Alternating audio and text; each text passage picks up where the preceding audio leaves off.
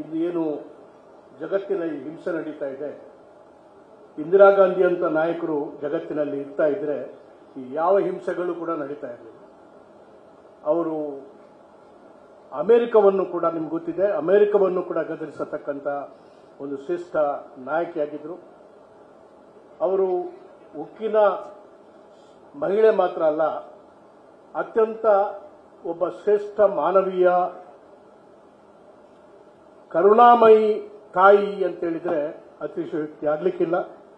ಯಾಕಂದ್ರೆ ಬೆಲ್ಚಿಯಲ್ಲಿ ಅವರ ಅಧಿಕಾರದಲ್ಲಿ ಇಲ್ಲದೆ ಇದ್ದಾಗ ಬೆಲ್ಚಿ ಎಂಬಲ್ಲಿ ಅನೇಕ ದಲಿತರ ಕೊಲೆ ಆದಾಗ ಆ ಸ್ಥಳಕ್ಕೆ ವಾಹನ ಸೌಕರ್ಯ ಇಲ್ಲದಿದ್ರೂ ಕೂಡ ಧಾವಿಸಿ ಅವರ ಕಣ್ಣೀರನ್ನು ಒರೆಸಿದಂಥ ಒಬ್ಬ ಶ್ರೇಷ್ಠ ಮಹಿಳೆ ಶ್ರೀಮತಿ ಸೋನಿಯಾ ಗಾಂಧಿ ಅವರು, ಇಂದಿರಾ ಗಾಂಧಿ ಅವರು.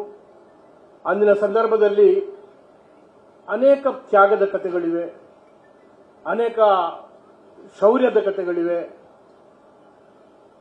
ಬೆಲೆ ಏರಿಕೆ ಗಗನಕ್ಕೇರಿದಾಗ 7.7% ಏರಿದಂತ ಒಂದು ಸಂದರ್ಭದಲ್ಲಿ ಅವರು ಪ್ರಧಾನಿಗಳಾಗಿದ್ದರು.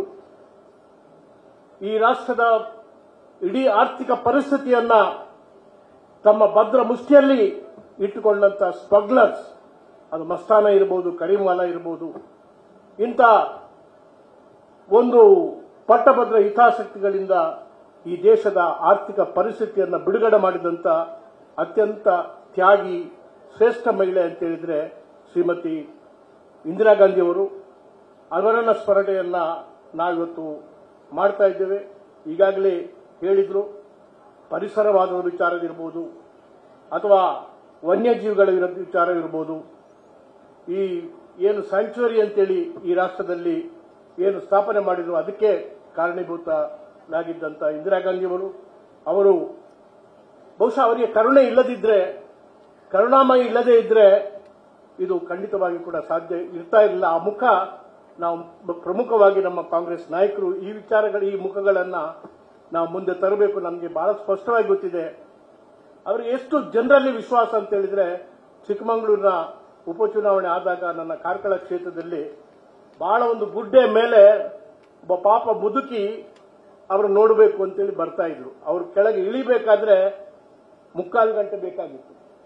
ಆದರೆ ಇಂದಿರಾ ಗಾಂಧಿ ಅವರ ಮಾನವೀಯತೆ ಎಷ್ಟು ಇತ್ತು ಅಂತ ಹೇಳಿದ್ರೆ, ಅವರ ದಲಿತರಲ್ಲಿ ಮತ್ತು ಹಿಂದುಳಿದವರಲ್ಲಿ ಎಷ್ಟು ಆಸಕ್ತಿ ಕರುಣೆ ಇತ್ತು ಅಂತ ಹೇಳಿದ್ರೆ, ನಾನು ಹೇಳಿದೆ ಅದು 3/4 ಗಂಟೆ ಆಗ್ತದಮ್ಮ, ನಮ್ಮ ಉಳಿದ ಕಾರ್ಯಕ್ರಮಗಳು ಹಾಳಾಗ್ತದೆ ಅಂತ ಹೇಳಿದ್ರೆ, ಇಲ್ಲ ನನಗೆ ಓಟ್ ಮುಖ್ಯ ಅಲ್ಲ, ಆ ಆಸಕ್ತಿಯಿಂದ ಬರತಕ್ಕಂಥ ಮಹಿಳೆಯ ಆ ಒಂದು ಪ್ರೀತಿ ಮುಖ್ಯ ಅಂತೇಳಿ 3/4 ಗಂಟೆ ಕಾದು ಅವರಿಗೆ ನೋಡಿ ಅವರ ಹತ್ರ ಮತ ಕೇಳಿ ಮತ್ತೆ ಮುಂದುವರಿಸಿದಂತ ಒಬ್ಬ ಮಹಿಳೆ.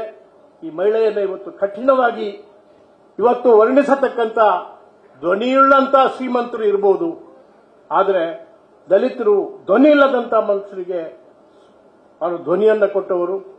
ಇದು ಕಾಂಗ್ರೆಸ್ ಪಕ್ಷ ನಮ್ಮ ಸೌಮ್ಯ ರೆಡ್ಡಿ ಅವರಿಗೆ ಹೇಳುವುದು, ನಿಮಗೆ ಮಹಿಳೆಯರಿಗೆ 50% ಜಿಲ್ಲಾ ಪಂಚಾಯತ್ ತಾಲೂಕ್ ಪಂಚಾಯತ್ ರಿಸರ್ವೇಷನ್ ಕೊಟ್ಟಂತ ಪಕ್ಷ ಸೋನಿಯಾ ಗಾಂಧಿ ಅವರ ಕಾಂಗ್ರೆಸ್ ಪಕ್ಷ.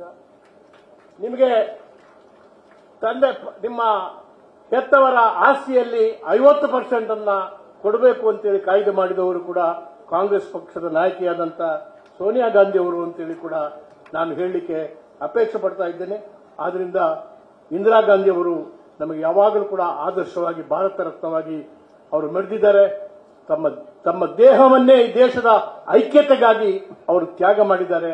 ಒಂದು ಕಡೆ ತಮಿಳಿಯಂ, ಮತ್ತೊಂದು ಕಡೆ ಉಗ್ರಗಾಮಿಗಳ ಖಾಲಿಸ್ತಾನ ಮತ್ತು ಉತ್ತರ ಪ್ರದೇಶದ ಮತ್ತು ಈಶಾನ್ಯ ರಾಷ್ಟ್ರಗಳ ಅನೇಕ ಕಡೆ ಇವತ್ತು ಆ ದೇಶಗಳೆಲ್ಲ ಸಿಡಿದು ನಮ್ಮ ದೇಶದಿಂದ ಬೇರಾಗ್ತದೆ ಎಂಬ ಒಂದು ಸಂದರ್ಭದಲ್ಲಿ ಅಂತ 10-15 ಪ್ರದೇಶಗಳನ್ನು ಇವತ್ತು ಕೂಡ ಉಳಿಸಿ ಅಖಂಡ ಭಾರತದ ಅಸ್ತಿತ್ವಕ್ಕಾಗಿ ಉಳಿಯುವುದಕ್ಕಾಗಿ ಹೋರಾಟ ಮಾಡಿದಂತ ಮಹಿಳೆ ಇಡೀ ರಾಷ್ಟ್ರದ ಇತಿಹಾಸದಲ್ಲಿ ಅವರು ಜಾನ್ ಆಫ್ ಆರ್ಕ್ ಅಂತ ಕೆಲಸ ಮಾಡಿದಂತ ಇಂದಿರಾ ಗಾಂಧಿ ಅವರು ಅಂತೇಳಿ ಹೇಳಿ ಈ ಒಂದು ಸಂದರ್ಭವನ್ನ ಬಹಳ ಸೂಕ್ತವಾಗಿ ಸೌಮ್ಯ ರೆಡ್ಡಿ ಅವರು ಕೆಲವು ಕಾರ್ಯಕ್ರಮಗಳನ್ನು ರೂಪಿಸಿ ಇವತ್ತು ಮಾಡಿದ್ದಾರೆ. ಅದಕ್ಕಾಗಿ ಅವರಿಗೆ ಮಹಿಳಾ ಕಾಂಗ್ರೆಸ್ಗೆ ಸೌಮ್ಯ ರೆಡ್ಡಿ ಅವರಿಗೆ ಮತ್ತು ಇವತ್ತು ಸನ್ಮಾನಿತರಾದಂಥ ಎಲ್ಲ ಮಹಿಳಾ ರತ್ನಗಳಿಗೆ ನಾನು ವಂದಿಸಿ ನನ್ನ ಮಾತುಗಳನ್ನು ಮುಗಿಸ್ತೇನೆ. ಜೈ ಜೈ ಕರ್ನಾಟಕ.